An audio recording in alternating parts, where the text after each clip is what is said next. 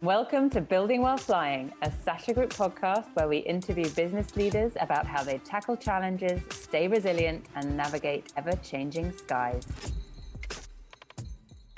Welcome to the Building While Flying podcast. I'm your host, Joe Quattrone, and today we get into Harry Potter times Balenciaga. We get into all things AI with our boy, Devin Lars, CEO and founder of Kurieo. Devin, welcome to the pod. How's it going? Thanks for having me. Excited to be here. Of course. Yeah. So me and Devin became familiar with each other a few months back in preparation for a Gary Vee event that we held about a month ago. So Devin, tell me, what was it like getting to meet Gary Vee in person and hang out with us in New York? What was your impression about hanging with the VaynerX crew? It was great. I think what's interesting is I have been following Gary since like 2013. And so his content and stuff has helped me a lot during this whole process of growing my business and transitioning into what we're doing now. I started in 2005. And so it was really cool to see the behind the scenes of things and that it's like really what he talks about and says. I think that's really cool because you have a lot of people online that try to talk a big game, but to see that internal operation was really inspiring. I think that alone was just really cool to see. Yeah, and your story is somewhat similar to Gary's. You got into this whole like marketing game a little bit by happenstance or by accident. Why don't you rewind the clock a little bit and tell our listeners at least what spark did it get you into this universe a little bit? What kind of started it all?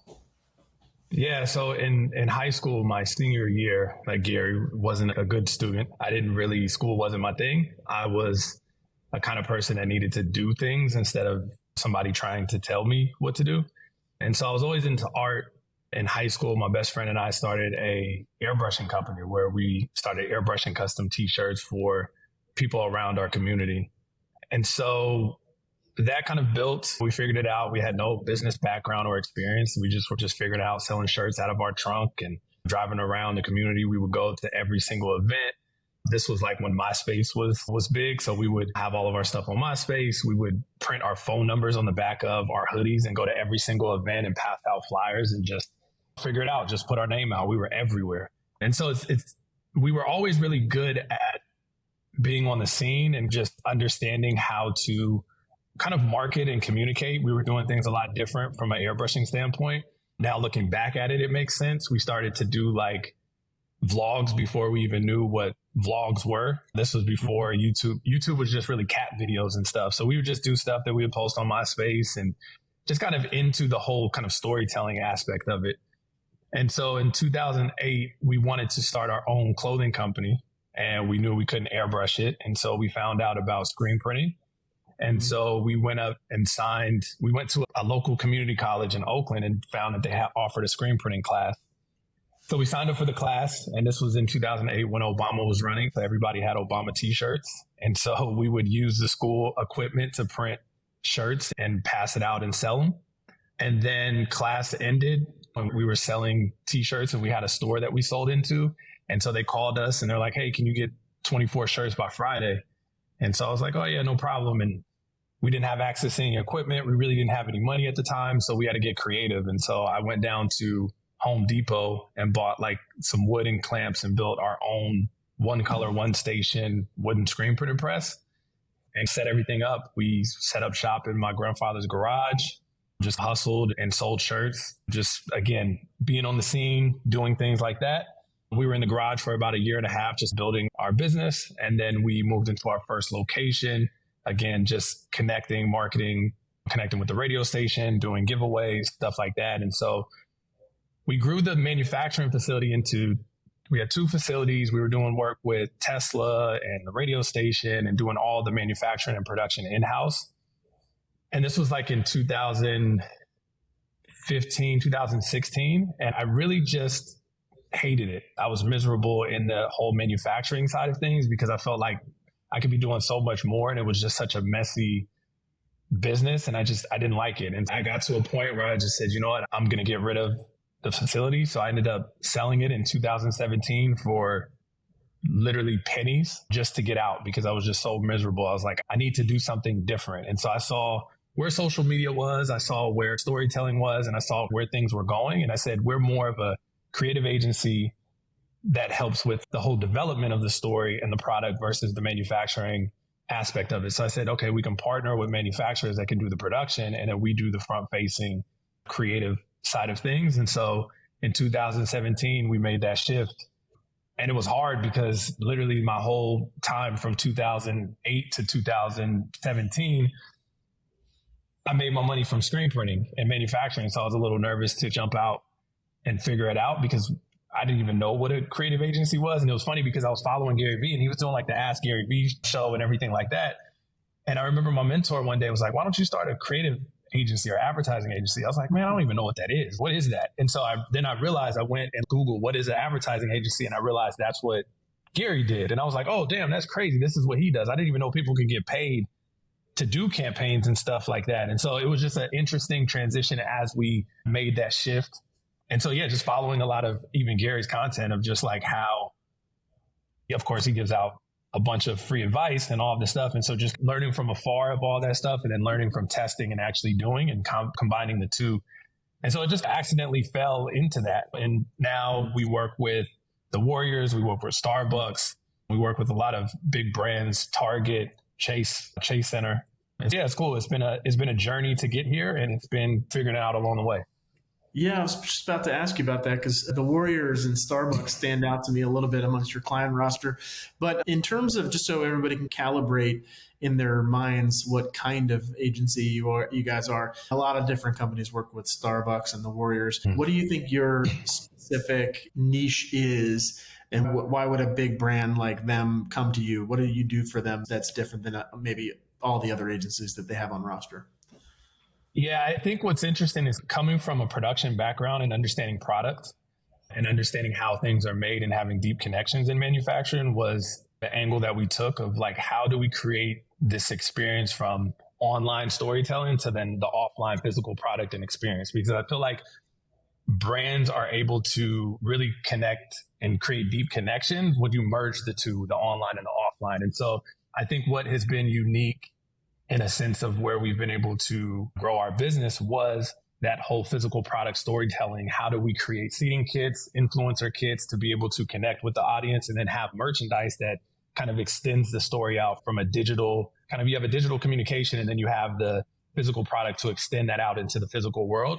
And I think what we saw was a space that we knew really well. And we seen like things shifting to how do we seeing brands collaborate and do product drops and collections. Trader Joe's has a merchandise line. And so seeing all these connections of, okay, how do we capitalize on our knowledge of production and then our knowledge of storytelling from a campaign digital standpoint, and how do we merge the two?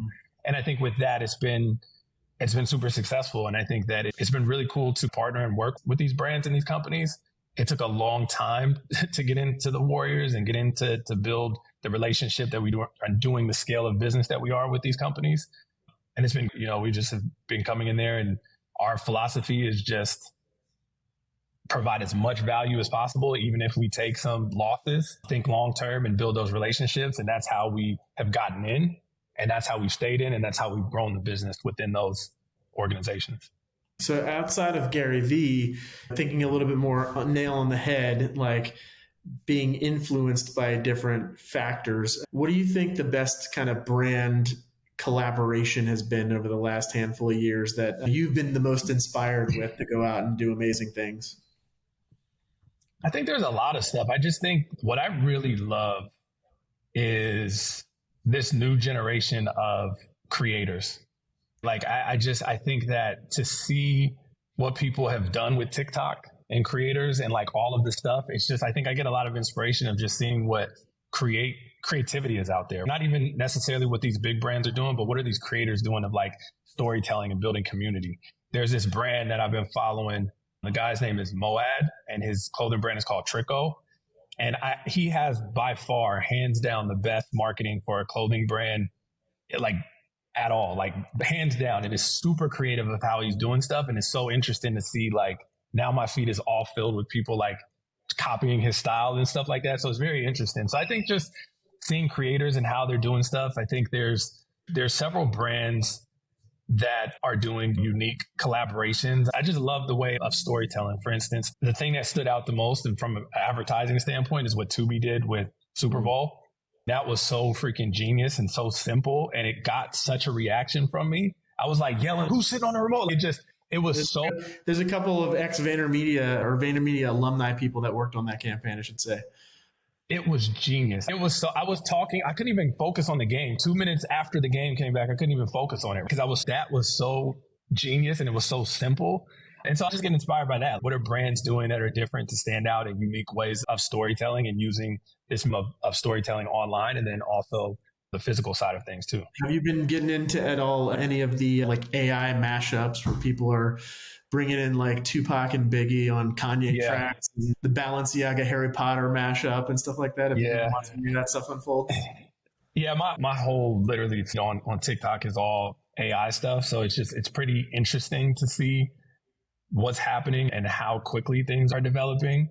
It's scary to think about from a standpoint of we're not going to know what's real and fake in a minute, and how is the internet going to change with putting these parameters up and stuff. And so it's been fascinating. We've been using it a lot, AI, and just getting familiar with it. And it's going to change. It's changing the world and how we do business and how we operate.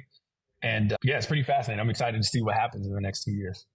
Yeah. So I think we're all starting to grapple with it. I started figuring out just the power of it when I went to go write a scope of work the other day. And I just, let me try ChatGPT and see what it can do. It literally cranked out a scope within 6 minutes. And that was 6 minutes after I 7 revisions on it. So it was like, I saw the first one. I was like, nope, wrong state. Let me do that. And so you just basically just bark commands at ChatGPT and it just keeps getting better and better. It's wild how fast it is. From entrepreneurs like that are just starting. So one of my biggest weaknesses is writing, right? So I have a really good team that helps with writing. Our communications director, before I'd have to go to her, explain the idea, break it down, and then she would do a draft and we would go back and forth. And it was like all this stuff. I'm able to get stuff done in a weekend now where I brought it to her. She was like, who wrote this? Like, where do we even start? And it was like accurate and correct. And so I think it's a superpower for people that aren't like necessarily good at writing or being able to articulate ideas well. And so it's a good way to be able to kind of incorporate it into your creative work. And it's something that I've never seen anything like this or had a tool like this. And so I think it's just the best time for anybody to be able to develop stuff and having these tools and utilizing it. Yeah, it reminds me, I think past 10 years or so, two time frames that really pop out to me, like post 2014 when Facebook launched their app and they made everything pay to play. And then, okay, the universe of advertising is clearly very different now than it was just 1 month ago.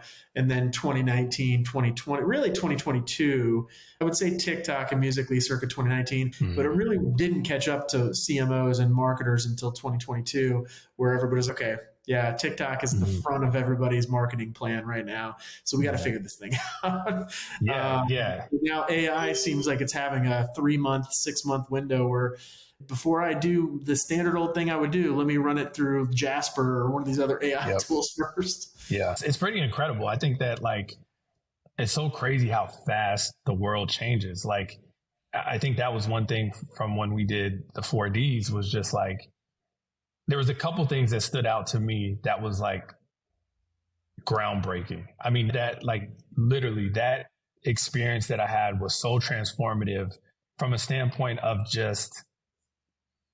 I think the biggest thing that I saw was getting out of the small business mindset. I think there was a couple conversations there where it was like, we were talking about small businesses or something. And they were like, somebody mentioned, $100 million is, believe it or not, that's like a small business. And so it's like just getting out of in one of the workshops, the small business mindset. And so it was like permission in a way that you can grow this and you can do this, and to be around people and companies and organizations that are doing numbers, big numbers and stuff like that. It just gives you a thing of, I actually was putting a cap on myself. I thought that I was thinking big, but I really wasn't thinking as big as I could be thinking. And so that was one big thing. And then just seeing how the interaction with Gary was very short, but how he sets up the organization, right?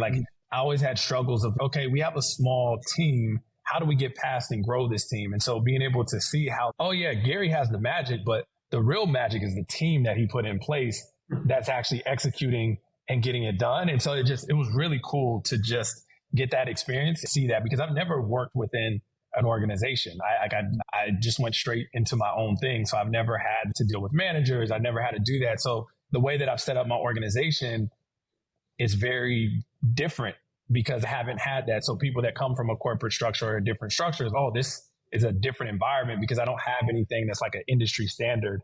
But I realized that there was some stuff that I was missing or trying to figure out. And so just being able to see it allowed me to say, oh, okay, the pattern recognition. Oh, okay, I get how this can be set up. Yeah. What's next for Kurieo, or what's next for Devin? So in 2019, I had my daughter, my first child, and it was very transformative. I was just in a space where I just internally wasn't good. And I felt like on the outside, it looked good. I was posting on social media. We were working with these clients. We were doing this and this, but internally, I just wasn't happy. And I found myself like trying to get external validation by like posting on social and like getting this, oh, I look happy online and all this stuff. And I remember one day I posted something and I was like looking through my likes and comments and I was just like, what am I doing?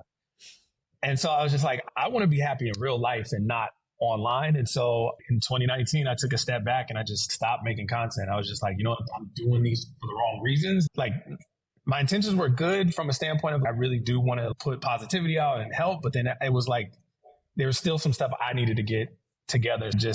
I started going to therapy. I got all my stuff together. I've just been like working and for my internal peace and getting good and situated and happy with my life and real life.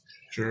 And so I'm in a place now where I am excited for the next chapter. We're getting ready to launch a podcast, and it's really going to be centered around just interviewing people and talking to people, but like really talking about my experience too of what worked for me and what helped with me. We're going to therapy and like the importance of this. And I think a lot of people that grew up in environments that I grew up in, that's not talked about, and it's not cool. Like people think there's still a stigma to therapy. Oh, it's something you have to be crazy or something's wrong. But in reality, it's no, the better that you become and the better that you understand yourself, the better your life will be, the better your business will be, the better your relationships will be, the better everything will be. And it starts internally with you. And I just had so many breakthroughs along this time that I'm excited to push this content out. So it's something that basically my agency is producing and we're putting together, and I'm going to be the host of this podcast, but it's also a passion project of mine as well. So that's what's next.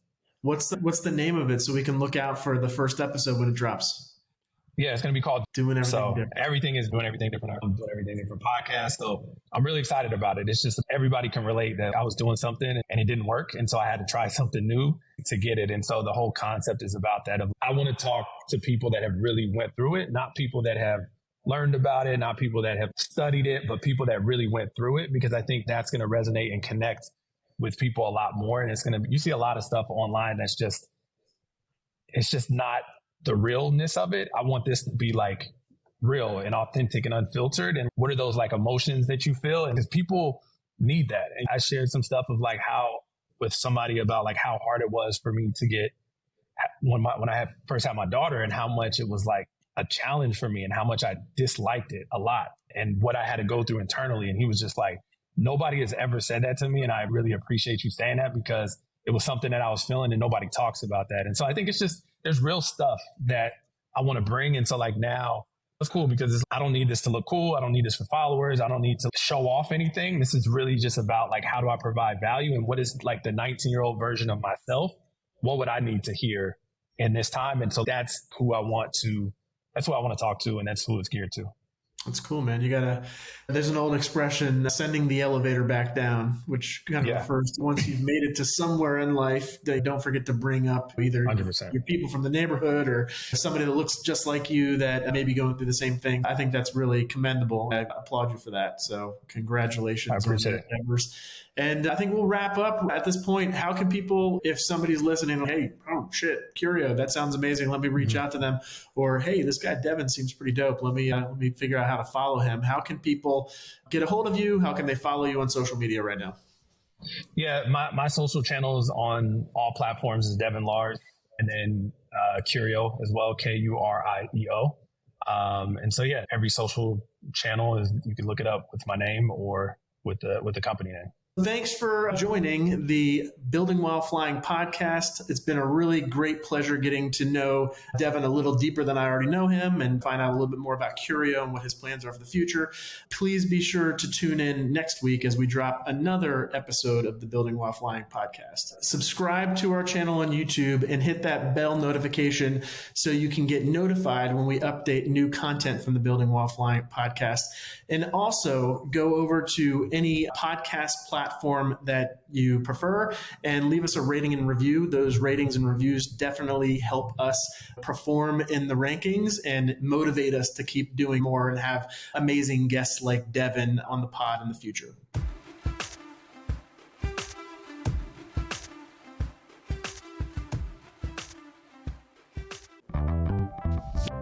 Thanks for joining us for Building While Flying today. I hope you learned as much as we did. We'll meet you right back here next time for another flight.